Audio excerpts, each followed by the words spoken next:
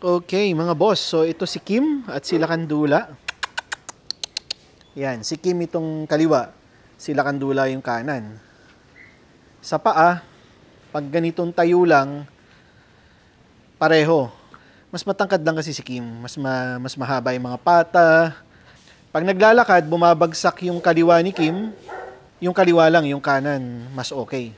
Exercises pa, pack walks pa, para lalong tumibay ang buto ni Kim. Sila stable. Isang magandang araw mga boss amo. Hindi tungkol kay Kim ang kwento namin sa inyo ngayong araw.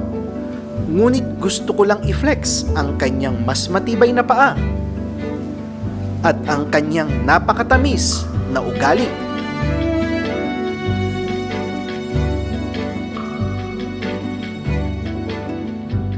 Si Kim at Lakan ang guardian ng Team Kubo.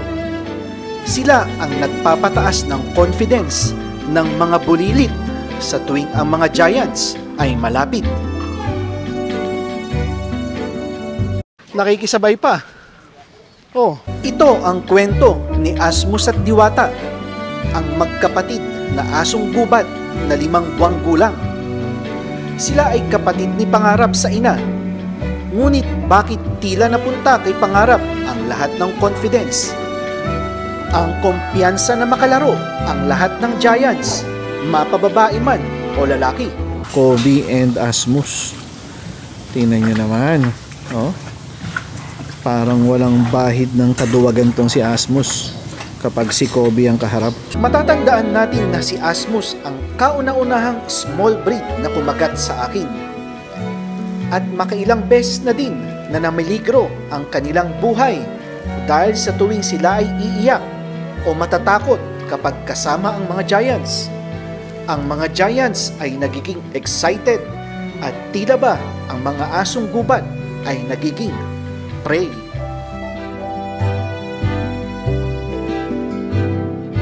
Sa punto na ito ay nagdesisyon ako na huwag sa playground ipakilala ang mga asong gubat. Ang pagpapakilala sa mga asong gubat ay ginawa namin gamit ang leash. At pagkatapos nga ng ilang araw, ay nagkaroon ng mas matibay na kumpiyansa ang mga asong gubat. Kalaro na nila si Mayumi at Hiraya.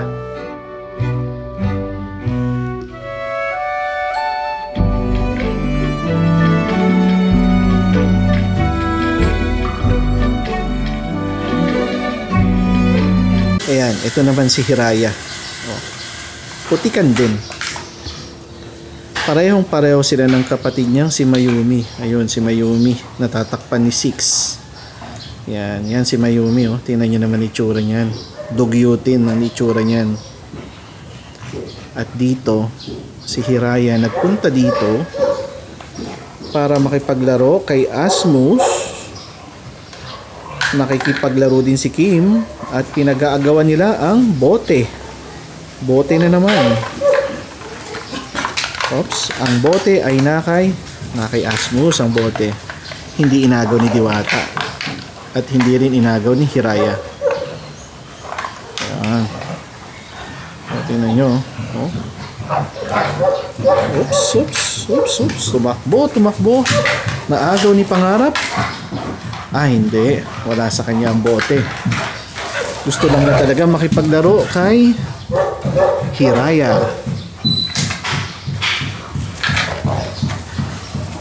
Dahil tagumpay ang aming packwalks sa asong gubat kasama sina Hiraya at Mayumi, ginawa namin ito isa-isa, dala-dalawa, hanggang sa Giants na may pinakamalakas ang prey instinct na sina Pilipinas, Turkey, Senyora at India. Kaya bilang panghuling training exercise nila Diwata at Asmus ay isasama ko sila sa mega pack walk ng Team Giants. Ito kaya ang solusyon upang hindi sila maging iyakin kapag lahat ay off-leash na sa loob ng supero? Kakayanin ba nila ang enerhiya ng Team Giants?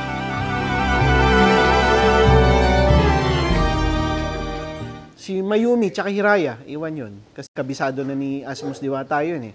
Sila Tala, sama-sama. Yung Roti, ihiwalay na. Bali kay Michael yung 6, sa akin 10. Tapos sa'yo, Diwata, Asmus. O, sige. Sinimulan na nga namin ang training exercise. 10 malalakas at dominant na mga aso ang dala ko. 4 kay Michael at hawak naman ni Rodel sina Asmus at Diwata. Commercial muna mga boss amo. Update lang kay Pilipinas. Okay mga boss, so si Pilipinas, yan, nag-split hit. Ngayon talaga, hit na siya. Laki na ng Pepe, tapos bigay na, oh. Nakataas na ang buntot. So stud yan mamaya.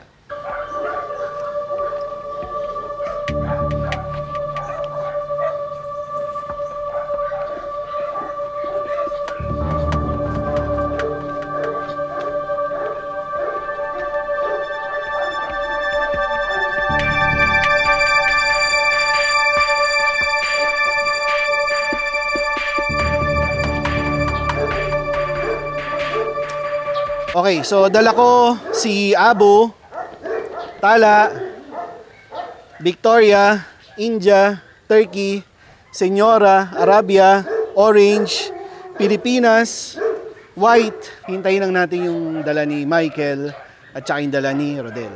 Ayan na yung kay Michael, si Six, Lucy, Belarus, Pangarap. And then kay Rodel, si Asmus at Diwata. Ayan. Tingnan niyo yung pagbabago ni Asmus at Diwata. Kahit na malapit sa Giants, hindi naglolo ko. Daan mo dito.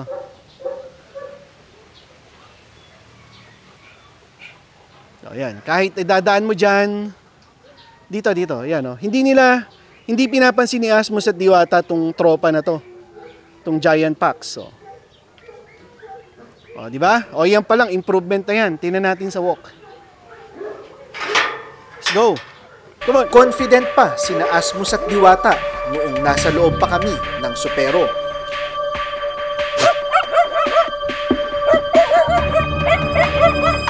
Ngunit pagkalabas namin ay nag-iba na ang mood. Hinayaan ko lang muna, total mahaba pa naman ang aming paglalakad.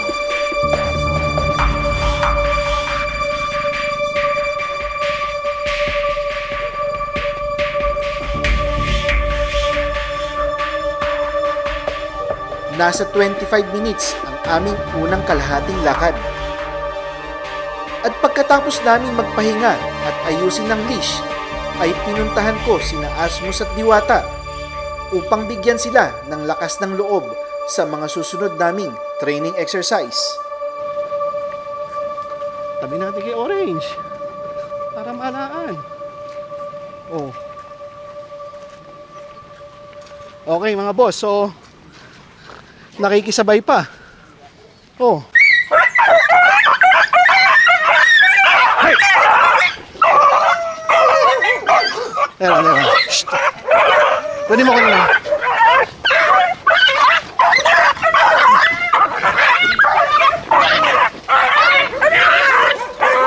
Pwede mo yung ako nababa dyan.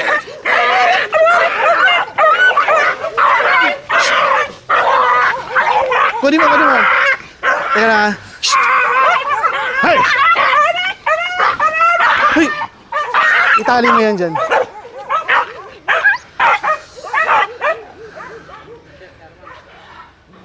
Saglit. Isa-isang problema. Sa aking kagalakan na makita si Diwata na confident na sumama sa packwalk, ay na-miss ko ang kaganapan sa likod ng pack. Si Asmus pala ay tinitrip na ni Pilipinas. Akmang aamuyin lang naman, ngunit itong si Asmus ay agad na umiyak.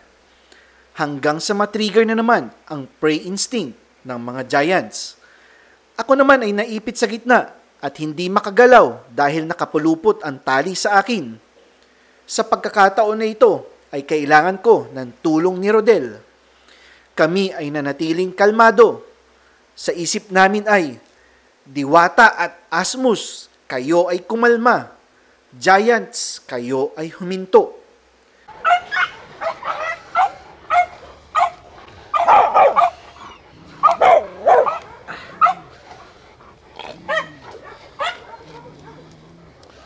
Oh. Kel.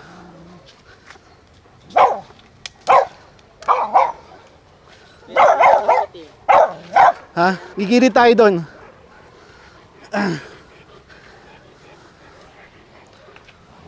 Kabut!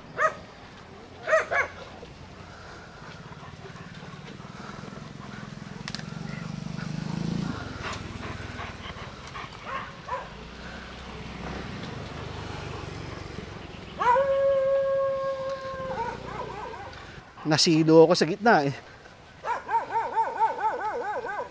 Sa una ka, Rodel. Okay, take 2. Kunin mo yung pupo doon, ha. Alisin mo sa S-biner. Yan.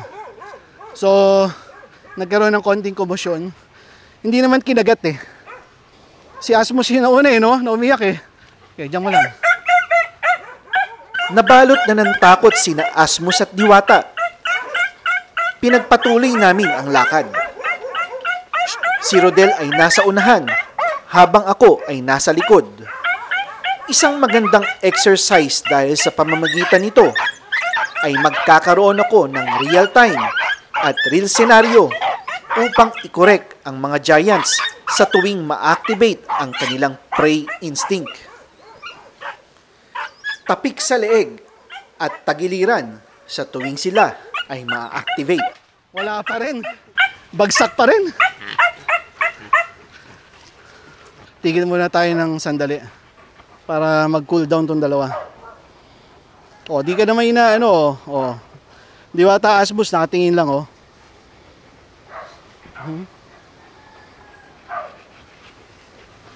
Okay, game.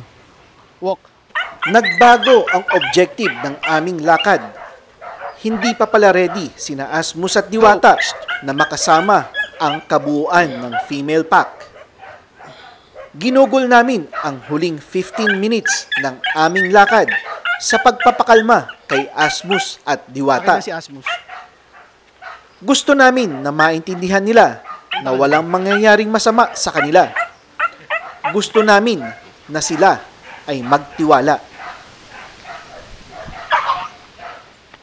Kinuha ko kay Rodel si Asmus. Si Asmus kasi ang punot dulo ng trigger. Hey! Naka-move on na ang buong female pack. Kalmado na ang matataas ang prey instinct. Ngunit itong si Asmus ay sagad pa din ang takot. Si Diwata naman ay patuloy pa din ang pagtahol. Tila ba kinikiliti ang kanyang utak? Tila ba siya ay nag-iisip na baka siya ay saktan ng female pack? Ho! Stop muna tayo.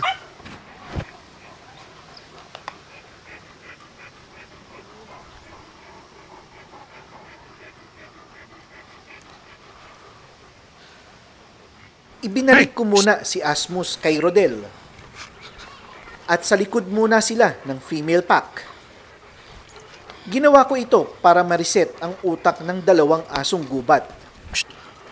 At dahil ang pack walk ay desensitization exercise din sa ibang tao, lalo na sa mga bata. Napaka-behave ng pack nang napadaan kami sa lugar na may mga bata. Orange.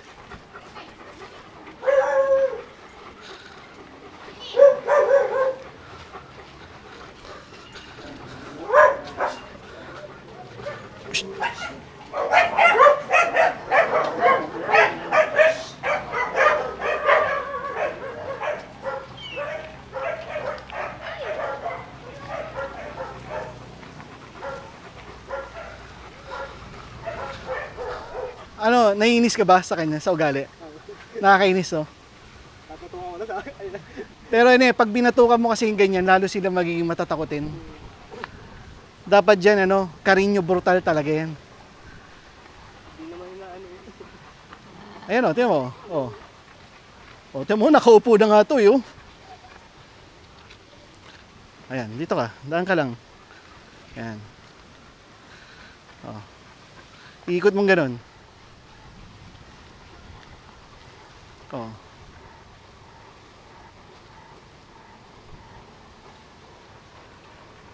Oh, di ba? Hindi nga kayo inaano ng pack eh. Pambihira kayo, mga asong gubat kayo eh. Magjan! Ano, papahabol kita dito? Gusto mo? Eto. Okay mga boss, so si Asmus at Diwata, ganun pa rin no, meron pa ring takot. Oh, umuulan na. Hey.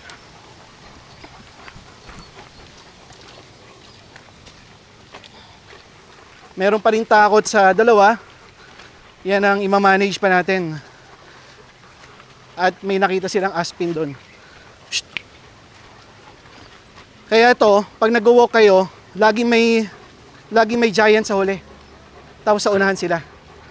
Okay? Shh. Hey! Wala, actually hindi natin masasama si Asmus at Diwata kasi ang baba pa ng self-confidence talaga. Yan, ganyan. Pag nag-walk kayo, ganito gawin nyo. Nauuna yung dalawa. Sinubukan ko naman kung si Michael ang may hawak ng leash ng mga asong gubat. Nakakapagtaka dahil biglang hindi sila naging iyakin. Good. Mas dominante kasi ang pagkatao ni Michael kesa kay Rodel. Kaya naman, may bago akong assignment kay Rodel.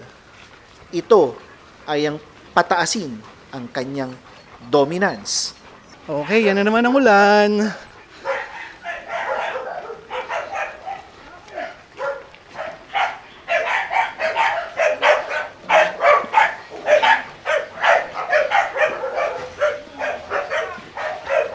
Malakas. Oh. Yay! Oh, umuulan mga boss Kahit umuulan, nagpapakwo kami. Kahit umuulan, umiiyak yung isa. Bawal ang weak. Naks, nakasupot pa yung cellphone. Talaga naman, baka maitapon mo yung cellphone mo Kala mo tae. Ah! Ah! Ah! Ah! Ah! Ah! Roar!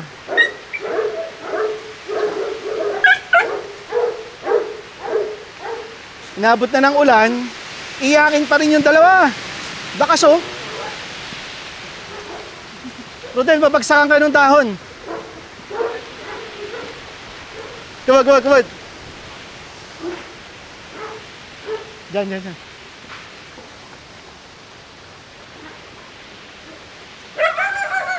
Oh!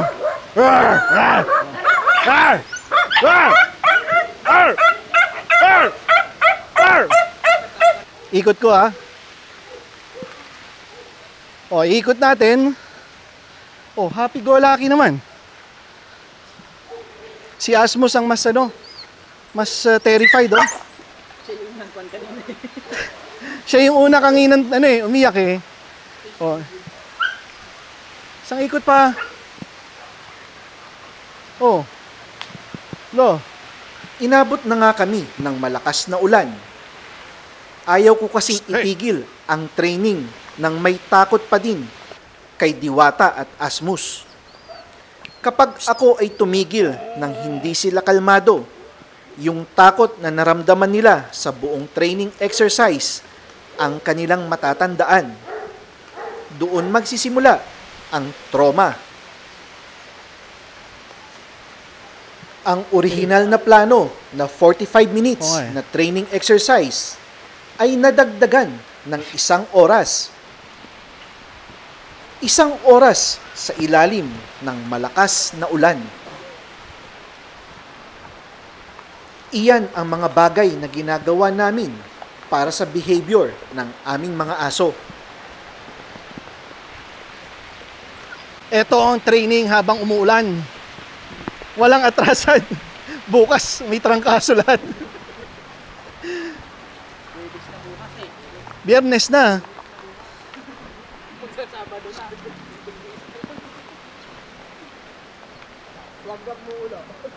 O basta pag nagpako kayo, nasa unahan to, tapos may giant sa huli para masanay. Ito okay na to si Diwata. Si Asmus na lang. Kalmado na si Diwata, kaya papasok na siya sa loob ng Team Kubo. Si Asmus na lang. Kalmadong kalmado naman ang buong female pack. Wala, na-activate na yung mga zombie.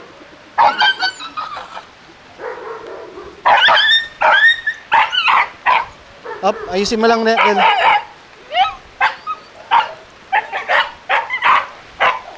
Na-trigger ulit si Asmus dahil wala na ang kanyang kaduwet na si Diwata. Pasensya ka na, Asmus. Kailangan natin itong gawin. Dahil sa supero, bawal ang weak. Itinaas ko ang buntot ni Asmus. Nakakadagdag kasi ito ng self-confidence. Ang buong female pack naman ay tila ba may sinasabi kay Asmus. Ika'y tumahan na. Ang lamig ng panahon. Ang sarap matulog.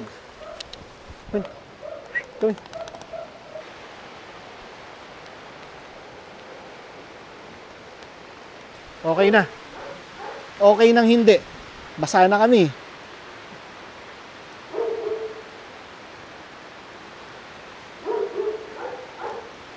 Hindi pa humihinga ng tama eh.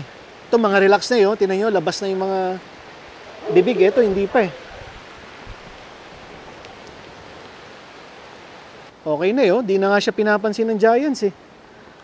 Oh. Ang pagwagwag ng katawan ni Asmus ay simbolo ng pag-aalis ng stress.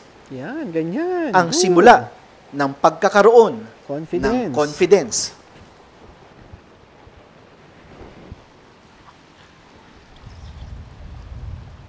O, tinan nyo, mas ano na, yung buntot, okay na. Ayan, o. Okay na, pasok na yung kalmado. Si Tala White, pasok na. Tala White, Senyora. Victoria.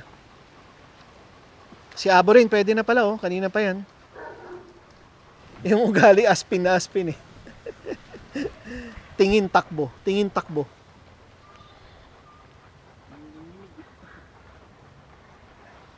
Ayan, lumalapit naman din eh. Okay mga boss, so mission failed kasi si Asmus at Diwata ay triggered pa rin sa mga Giants. Hindi naman nasaktan, walang kagat, ganyan. Ano lang talaga, talagang pag nag-hysterical sila, na-activate yung mga Giants pero hindi naman to the point na kakatahin ng mga Giants ito si Asmus at Diwata. So, ang bilin ko sa mga dog keepers kapag nag-walk sila nang wala ako, mauuna lagi si Asmus at Diwata and then sa likod nila yung mga Giants so that si Asmus at Diwata ay masasanay na merong Giants na nauuna sa kanila or nasa likod nila. Okay?